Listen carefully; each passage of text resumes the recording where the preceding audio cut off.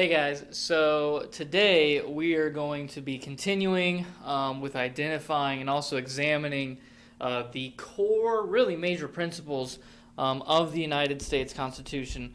So the two that we're going to be really looking at today is separation of powers, and then on top of that, checks and balances. Now we have already, or I should say, you guys have already looked at what these two principles mean and what they are, but I just kind of want to go over them once more just to make sure that we really have a good foundation as to what they are. So separation of powers simply means that power within our government is not given to just, a single person or one government quote-unquote body. Instead, power within our government is going to be divided into three different branches, and those three different branches all have very specific roles. And on top of that, they have very specific duties. Okay.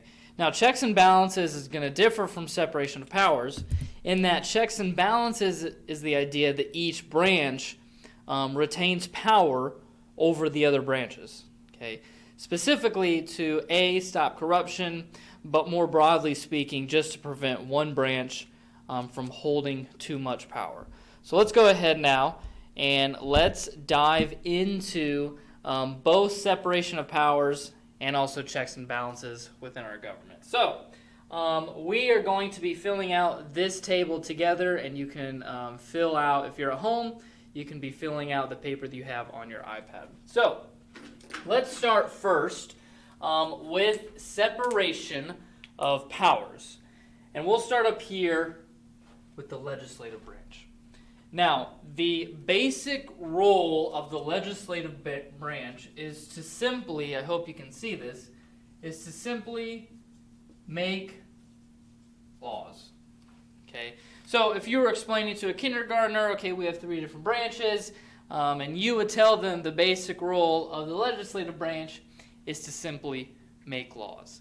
Now, who makes up this branch? Well, broadly speaking, Congress. Okay. However, we've already discussed this, but we need to reiterate this. Within Congress, we have the House and we have the Senate. Okay. Those two bodies make up Congress, and Congress makes up the legislative branch. Now, what are the actual quote-unquote powers or duties that come along with making laws? Well, Congress has the power to levy taxes. Okay. They have the power to coin money.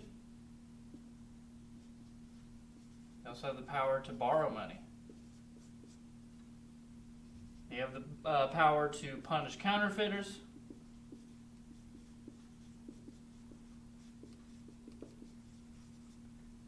And they also have the power to declare war. Okay, so yes, the basic role of Congress is to make laws, but there are a lot of other duties that come with that. Okay. All right, so that is the legislative branch. Let's move down here to the executive branch now. So the basic role of the executive branch, if you were talking to a kindergartner and you were saying, hey, this is the basic role of the executive branch, you would tell them that the main role of the executive branch is to, wait for it, execute laws. Okay. I've also seen people say enforce laws, but for our class, we'll say execute executive branch. Okay. All right, so who makes up the executive branch? Well, at the top of the executive branch, we have the president, and then below him, we have other departments to help him or her, okay, execute laws. So, what are some actual powers that the executive branch has on top of executing laws? Okay. The president, specifically, can grant pardons. Okay, and we've seen that a lot, specifically recently with President Trump. A student last period, they were like, oh yeah, didn't he pardon, I think it was Lil Wayne, the rapper, That basically just means that you cannot be convicted of a certain wrongdoing. The slate is basically wiped clean. All right, so grant pardons. The president also has the power to make treaties.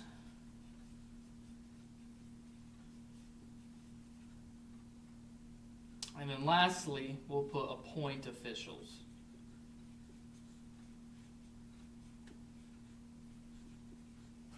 Okay. All right, so let's move over now to the judicial branch. All right, so the main basic role of our judicial branch is to interpret the law.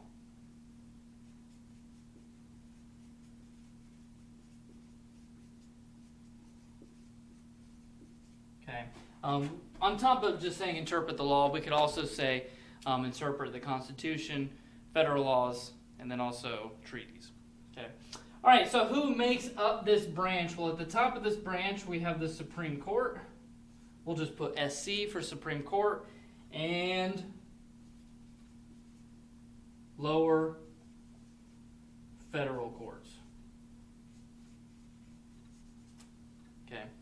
Now, what is really the actual powers that this branch has? There's one that we're really going to focus on throughout this class, so we're just going to put it now. It's known as judicial review, which is the power to declare laws as unconstitutional. Okay. Judicial review, law is unconstitutional. All right, so that is our separation of powers. Okay. So each branch has a distinct role. They have, distinct people who make up the branches, and then they have very distinct powers that each branch can exercise. Now, let's shift gears and look at checks and balances, which are those powers that each branch has over the other branches.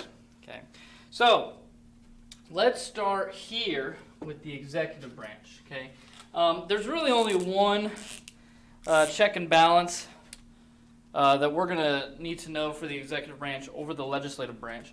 So let's say that Congress comes up with a new law, and this law is going to state that if you're driving on a federal highway, the speed limit is 30 miles an hour. Now, I don't know about you, but I personally would disagree with this law and it being passed. Now, before that law goes into effect, it's going to go to the president. Okay. Now, for that law to go into effect, the president has to sign it, but he doesn't have to. Okay. One of the biggest checks and balances is veto power. Okay? President does not have to sign that bill into law. They can say, nope, we're going to veto this bill. Okay? It's not getting passed. All right? Now, let's say that Congress, came up with a pretty good law. They said, hey, it's a federal offense to, punch your teacher in the face. Okay? Don't do that, all right? It's a bad thing. So it's a pretty good law, right? Now let's say it gets to the president, and the president exercises his or her veto power. It doesn't necessarily have to end there. Congress can override that veto with a 2/3 vote. Okay? So think about this for a second. If you're the president, and you know that this law is pretty popular, and you know that there's enough people in Congress who would override your veto, you would probably be less likely to veto that bill if you know that it's going to be simply overridden. Okay. All right, another check and a balance that the legislative branch has over the executive branch. Note down here, we said that the president makes treaties. That does not mean, though, that that treaty goes into effect, because Congress has the power or the check to ratify treaties. So just because the president makes a treaty does not mean that it immediately goes into effect, because Congress is the one who has to ratify that treaty. All right, next one that we need to put down. We said down here that the president appoints officials. A good example is Supreme Court justices. Just because the president appointed them doesn't mean that they take office, because Congress has to approve appointments, or appointees if you want to put that. All right, and then our last check and balance that the legislative branch has over the executive branch, President Trump, this happened to him twice, is impeachment. Dun, dun, dun. Impeachment.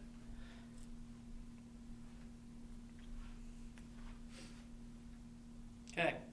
All right, let's move over here to the judicial branch and the legislative branch.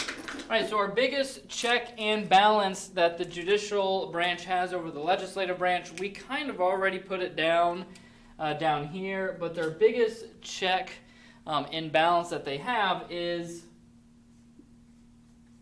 judicial review. Okay, which is the power to declare a federal law as unconstitutional. Okay, it violates the Constitution. So let's look at how the legislative branch has power over the judicial branch. Okay, so our first thing, the legislative branch has the power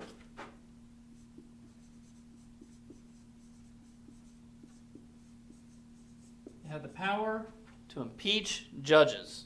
Okay, so if you are a Supreme Court justice and you're doing something wrong, let's say that you are just horrible, you're corrupt, you do hardcore drugs, I don't know, Congress has the power to impeach you.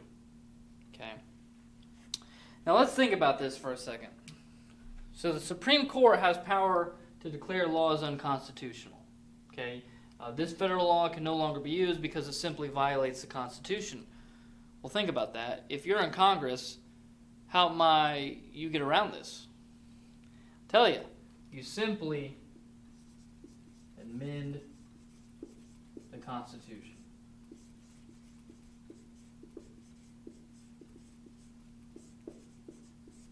Okay. In total, we've already discussed this, there are 27 amendments. So that doesn't happen very often. Okay. But this is a check and a balance that, in theory, Congress could use to hold power over the judicial branch. Okay. All right. Let's look lastly, and I'll move my camera down just to make sure you can see it. Let's look lastly now at the relationship between the executive branch and the judicial branch. Okay. So we're really only going to put down one for each. So our major check and balance that the executive branch has over the judicial branch is they are the ones who appoint your federal judges. Okay, so if and that might in turn change whether or not a judge is going to declare something unconstitutional or not, based on how they interpret the Constitution. And then lastly, the main power that the judicial branch has over the executive branch is the judicial branch. Again, we're going to talk about judicial review, but here it's different, okay? Where the Supreme Court cannot declare laws unconstitutional, but they declare executive orders or actions unconstitutional. Okay. All right, guys, so there you have it. So today we went through and we looked at the different roles and powers of our three branches of government. And then on top of that, we also looked at the checks and balances that lie within, i.e. the powers that each branch holds over the other branches. Okay. If you guys have any questions on anything that I covered, if you weren't in class or you just want to clear something up, feel free to send me an email. I'll get back to you as soon as possible. But until then, see you later.